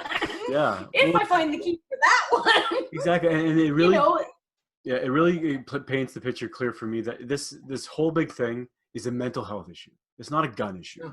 Anybody, in my opinion, who wants to take a life of another human, right, any other life for the purpose of a wasteful taking of that life, has a mental health issue. It's my opinion. So if that's the case, if I'm going to be a murderer in any way, using any tool, whether it's a car, well, a perfect example, a school bus. You can fit 80 kids in a school bus. Drive that bus off a bridge. There's 80 people that just died, right? So it's the intention, right? And it's like, it's a mental health issue. And I think that when we say that's a gun issue, or when the government or whatever says it's, you know, let's have this new gun law, and it's such an easy fix because it's political, but we're forgetting the big picture. The real picture is it's a mental health issue. But nobody, who's talking about it? I've noticed some are trying to. The upsetting thing is that it goes to Alan's savory way of thinking. Look at the root cause of the problem, because some people, there's the ones that support this ban which was kind of redundant because a lot of weapons just simply weren't legal in Canada to begin with. Okay, there's some people that will cheer. It's their political party. It's like their sports team. No matter what they do, they're going to cheer for that party and their decisions. There's others that some of them may have been affected in one way or another by a gun crime or something with a gun. Okay, and I feel for them, but you're tainted. You're still not addressing the issue. You have a tainted view on things. The one the one that got me the most is the ones that are saying it's a women's rights issue. Yeah, like the deputy prime minister. I'm a woman. Yeah. I am licensed. Yep. I actually have female friends that actually do hunt once a year, and they use that meat to support their families. If he's not around and I need to euthanize an animal, I can do it. I don't have to wait for my man to come home. Sure. Yeah. It's the opposite, actually. It's an equal rights issue. You know? Yeah, like you're actually making it harder because you know, and I think, like you said, it's a knee-jerk reaction. There's a lot, but the other thing with the women's issue is most of the issues or most of the crimes, to my knowledge, and I might be out of line on this one, but to my knowledge, most of the crimes that are violence of men against women aren't with firearms. They're with knives. They're with baseball bats. They're with beatings. Yeah, they're with fists. They're not with assault rifles. Yeah, exactly. They're with tools of opportunity, not illegal weapons. Can we take a second to talk about the assault rifle? Yes, please. Because, I talked about in the past definition of it, but really we have type of regulations already. What's that? I was going to say, I mentioned it before this on the stipulation of what is an assault rifle, but we have very strict stipulations in Canada anyway. But yeah, get into that, please. Yeah. Okay. My background, 28 years in the Canadian Infantry, regular and reserve. Okay, infantry warrant officer. I've instructed, you name it, I've instructed on it, okay? Carbines, machine guns, grenades, grenade launchers, anti-tank 84 millimeter Carl Gustavs. I'm qualified tow missile gunner, 81 millimeter mortar. Okay, I can blow things up with a claymore. Stuff that doesn't exist anymore because he's that old. So, this idea, like when they call about an assault rifle, assault is an action, okay? Exactly. And within a military context, the assault is a certain phase of an attack, and that's when you're in the final phase of an attack and you're within grenade throwing range. That is the assault phase, and any weapon you're using then becomes part of the assault phase. Like in the military, we don't call it an assault rifle. And by the way, the rifles and the carbines we use in the Canadian Army or any army in the world, they are fully automatic and semi-automatic. The machine guns, by definition, are fully automatic. That's the nature of what we got to do. But those are also illegal. The assault is a phase in an operation, or in civilian terms, it is an action committed. You can commit assault with your bare hands. Ask a cop. Yep, absolutely. So it's like, this idea that, it's purpose-built. And I challenge that because let's take the AR-15, the big one talked about. The AR-15 is the civilian version of the M16 rifle. And the AR-15 is strictly semi-automatic. So it's funny that you can hold up like a Ruger 22 with a 5-round magazine, and everybody's like, oh, that's a safe hunting rifle. And you can hold up an AR-15 converted to 22 caliber with the 5-round magazine, and it's so scary. They both have the same results. Semi-automatic. One pull of the trigger fires 1 round. You're limited to a 5-round capacity magazine. People are hung up on what I call the images, and they're not understanding. Yeah. Mm-hmm. That no matter how I look at it, when I try to reverse this decision-making by the Prime Minister or Jerry Butts, his little behind-the-scenes guy, okay, this was just a cheap political grab. That's all it And was. it was poorly executed because some of the items on that list aren't even firearms. Yeah, like Like- websites and Like coffee we were companies. saying, one of them is so he's wearing one of the shirts from Black Rifle Coffee Company, and one of their lines of coffee is banned as an assault rifle. It's coffee. There were some Facebook groups that are banned as assault rifles. They Don't are, fire a face group code. yeah, like I wouldn't even know how to fire a Facebook So- group. Like, pick up your screen and throw it at somebody, or like. So that just shows how uneducated of a look they took into this, really. Well, right? it was very poorly done. It was a knee-jerk reaction that was done too quickly, Yeah. and no one really had time to review it to make sure that it was actually covering the bases it was meant to cover, and was actually conveying the meaning that they wanted it to cover. Yeah. And so what we're left with is something that doesn't make sense and is now causing a lot of extra debate because it doesn't make sense and nobody really knows what to do with it. If it had been brought up properly and laid out Debated properly in Parliament. and debated in Parliament Brought up as a properly, bill, and yeah. when the decision was made, then it could be It could have been slightly it more would have been acceptable. vetted Yeah. properly, but my gut feeling is that they didn't want to do that because it would have been brought out in public, Yeah. and it would have basically would have died a horrible death. The Exactly. bill, not the. Yeah, no, I agree. I agree with you. I agree with you 100% because once you do bring it up to the regular process, then you have everybody's eyes on it, right? The regular procedure. Then the due process comes in, and everybody's gonna say, "Well, they're gonna throw it out." And if you can get these things in the meantime, or during a pandemic, first of all, that's another thing. The timing on things like this, right? Everybody's worried about the pandemics. There's so many there's so many conspiracy theories out there where is this a red flag or a black flag operation for something else? And the last thing we want to hear now is from the government saying, "Holy shit, you guys are totally missing the boat. They totally missed the boat on this, right? On the gun thing, they missed it. What I would like to see is Prime Minister say, "Hey guys, we have a mental health issue. What the hell is going on?" That's what we need to hear. Yeah. Why do people want to kill people? That's what we need to hear. It's interesting that you mentioned the part about COVID because when everybody was going crazy buying toilet paper, I went to go to Canadian Tire to pick up some rounds for the shotgun because this is the first time we're doing certain things with our bull, and we wanted to make sure that if he got loose, we were able to deal with it. And the ammunition section of the Canadian Tire in Collingwood, I mean, if I wanted to shoot turkeys, I could get plenty. Yeah. But for any kind of, buckshot or anything like that, your choices were really, really limited.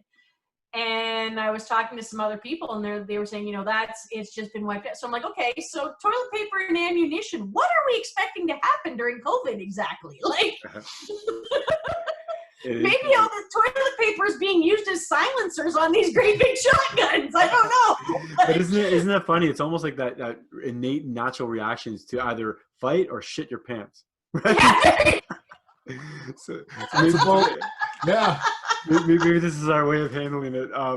But you're right. Like, in times like COVID and other times, like there's enough scary stuff going on, right? And the last thing we need to hear is for government. And I know, let me get this straight. Like, there's a natural ability, or there's a natural part of all of us, or a lot of us at least, right, that want to hear the safe thing. They want to hear the secure thing from the leader to say, "Don't worry, guys. I'll have a policy for you. I'll have a fix. And we're going to ban these nasty firearms," because it's almost like a boogeyman, right? For people who don't have anything to do with guns, or people who don't have any exposure to guns, when they hear "let's ban assault rifles," a lot of people go, "Good idea. Great. What do we need assault rifles for?" Right? And that's the problem, is that it comes in kind of like, it looks like one thing, but it's not really that. It's not what it is, right? Yeah. And they're playing on people's fear to lead into the COVID thing. It's all Make sure we ban the stabbing knives. Yeah, don't sell the stabby kind, and not the cutty kind. You know, so I don't know what kind of knives that leaves left, but Yeah. butter knives for infants, I guess, is all that's left. But even that, you could poke somebody's eye out. So Well, for sure. Right? And like I said, what I don't like about this is that it really does sound like it's almost like fear mongering to me, Yeah. right? Because we don't need fear. Fears. yep. Yeah. I mean, you look at the number of arsonists out there. Okay, so are we going to ban flammable materials and fire enhancement things like matches and lighters and stuff like that? Exactly. So the people that smoke now, you got to rub two sticks together, like. Well, like, you know, I mean, one of my previous guests. Anyway. Exactly. Well, one of my previous guests, Damien, who I grew up with, he mentioned, he actually unfortunately lost a sister with drunk driving. There you go. We can't ban cars. We don't ban alcohol. We banned alcohol years ago. We realized how much of a mistake that was, right? We banned other drugs. We banned marijuana. That was a mistake. So it's like I said, it's about education, right? So, and I don't think honestly, I'm really critical of our prime minister on this, because you're not in the whole parliament, because you're not going to educate people by saying these boogeyman guns are bad. There's no education in that. Yeah. I just want to sort of clarify there, because you're saying you're not happy with the whole parliament. Well, I think it's the government, maybe I should say. Supporting this. Yeah, no, not the parliament. I guess it's just the decision of the party, yeah. Yeah, like we've spoken actually directly with our MP, and he's heard our concerns basically, and he's indicated that it's not something that was really put forth in such a way that Parliament really had much of a say. Well, that even makes more sense, and because it's not really thought out. Yeah. So, I mean, I guess the other side of it too is that, with any luck, the next parliament or the next government that comes in may change it, or but I do, like I said, it's really kind of instilling fear in people, and I think that's not what we want right now. We want the opposite, right? Yep. All right, Carlo, we're starting to turn into pumpkins here. Yes. I know. Thank you so much for your time, guys. You've been so gracious as always. Let's remind everybody. So DoubleDPastures, right? Yep. Your website. And are you still selling to the public, or do you? Yeah. We've got within COVID protocols. Yeah, protocols. Perfect. Yeah. Okay. So we do have COVID protocols, but we won't have. So the pork will be ready next week. But we won't have any beef available until midsummer probably, because what we touched on in one of our previous podcasts, where we are seasonal beef. We calve at a certain time of year and we process at a certain time of year. So we're really getting the most benefit out of the grasses. Beef will be available mid to late July, right through to August, probably early September. Then we start with lamb in late August into September. Okay, and that should pretty much wrap up the meat year. We'll see where things are going, because how much we sell this year is going to dictate how many animals we're going to book in for next year to try to satisfy the market demands. Yeah, absolutely. You got a plan, right? Absolutely. Well, thank you guys so much again, Rick and Lisa. It's been a pleasure. Thanks everybody for listening. Episode number 69 with Rick and Lisa from DoubleDPastures. Guys, it's been a pleasure. And check out the website. Give them a shout. You're trying to find the camera. All right. Awesome. Thanks, guys.